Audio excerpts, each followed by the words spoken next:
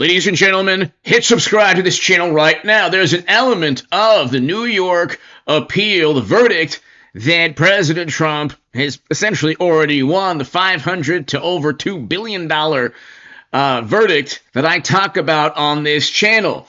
He's already won $1.5 to $2 billion when you count the valuation of Mar-a-Lago and the 500 plus million that New York said he owned for allegedly inflating his net worth, which is completely absurd, and I talk about that on these segments.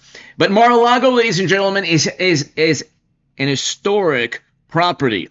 Say that a million times, an historic property. 2015, Boston Globe, historic Mount Washington Hotel sold to current operator.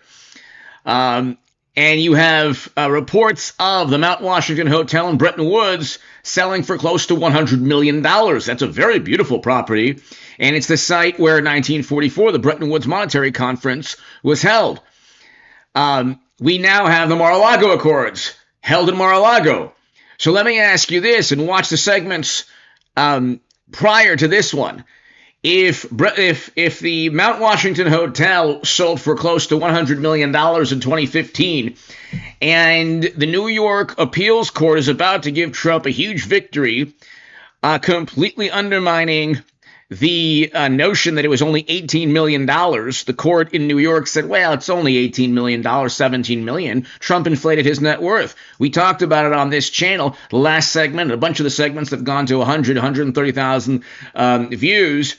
It's well over $1.5 billion. I explained that in a segment prior to this one. But listen to this, and we'll get to the valuation as an historic property.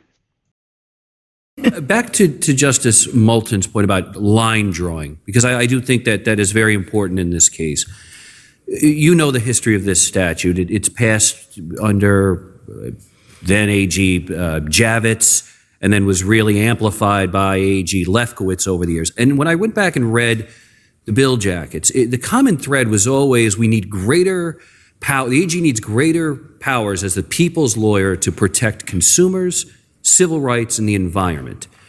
And so again, with that sort of historical backdrop to this law, how do we draw a line, or at least put up some guardrails to know when the AG is operating well within her admittedly broad sphere of 6312, and when she is going into an area that wasn't intended for her jurisdiction? Sure, Your Honor. Well, I will say, although So we know that the justices, you can watch on this channel, the various justices that have stated there was nobody harmed. The Deutsche Bank and other banks went to bat for Trump. Well, Deutsche Bank defended Trump. They were the alleged victims here. And Letitia James is accused of numerous mortgage fraud crimes. So watch the segment prior to this one. He's already won this monumental victory. Share this segment everywhere, but the hotel is an historic hotel. The property Mar-a-Lago is not just a property that President Trump made famous. It's part of U.S. history, not only because of the Mar-a-Lago Accords, but just like the Mount Washington Hotel in Bretton Woods, it is part of U.S. history.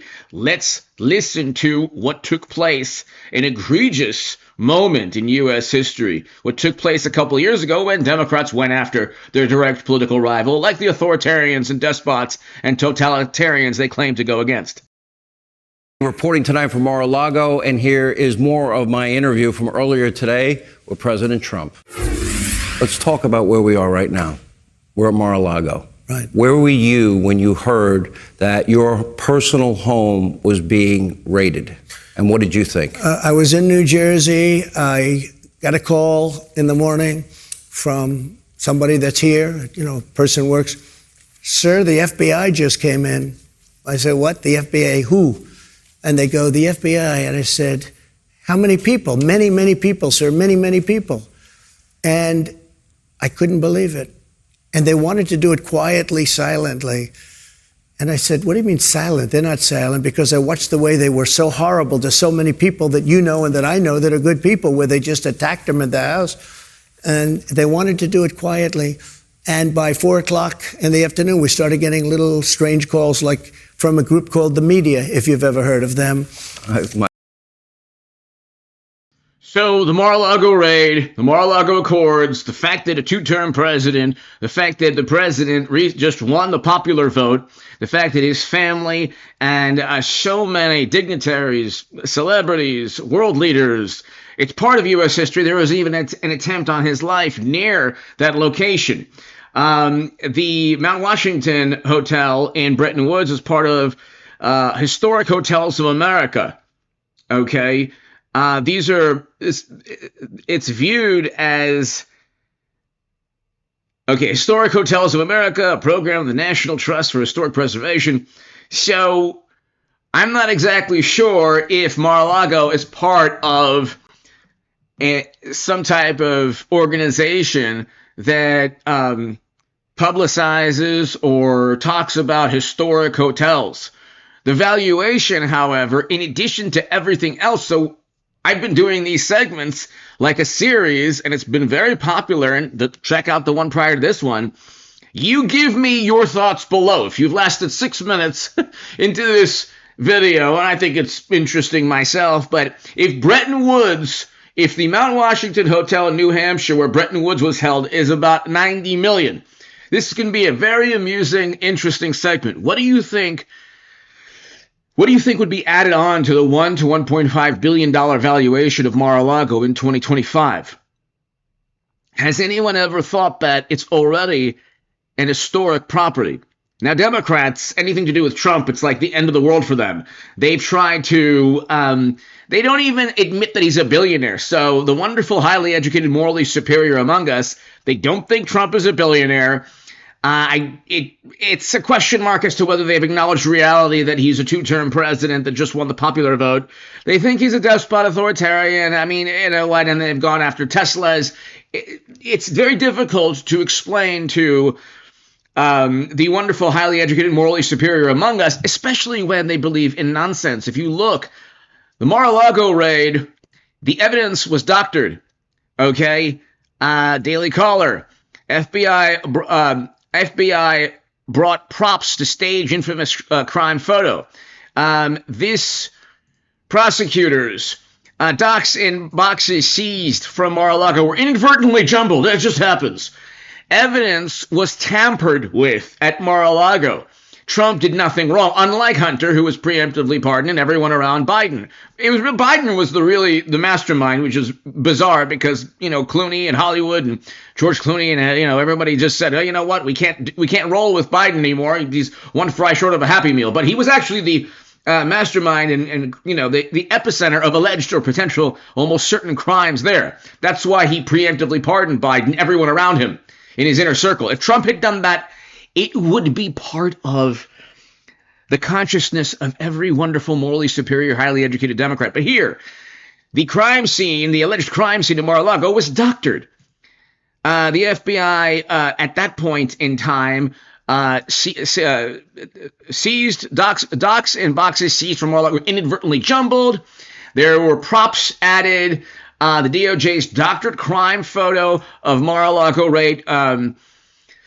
FBI tampered with evidence to create the infamous photo. Okay, so again, this is part of U.S. history. Let's just continue really quickly here. And they said something strange is happening at Mar-a-Lago. There are people standing at the gates with AK-47s or some kind of a very sophisticated gun. And what's happening at Mar-a-Lago? And when I heard that, I said, well, let's put out a notice that we were attacked or raided or broken in by the FBI. I couldn't believe it. They wouldn't allow your lawyers to go with them as they went through this entire They wouldn't facility, allow. We sent lawyers to the property. So here's my question. They did ask you to turn off your security cameras. That's right. But you didn't do it. That's right. Will you release those tapes publicly? Well, they've asked me not to do it because they feel the FBI agents might be in physical harm, in danger, because there is a fervor in this country. This country is so tired of this stuff. So I have not done it. So, ladies and gentlemen, it's part of Mar-a-Lago is part of U.S. history. Everything Trump touches is really part of U.S. history, especially the place he lives in. Hit subscribe to this channel. These are very, very important segments. Share them everywhere with people who don't understand there's an upcoming victory, New York Appeals Court victory. Hit subscribe to this channel right now.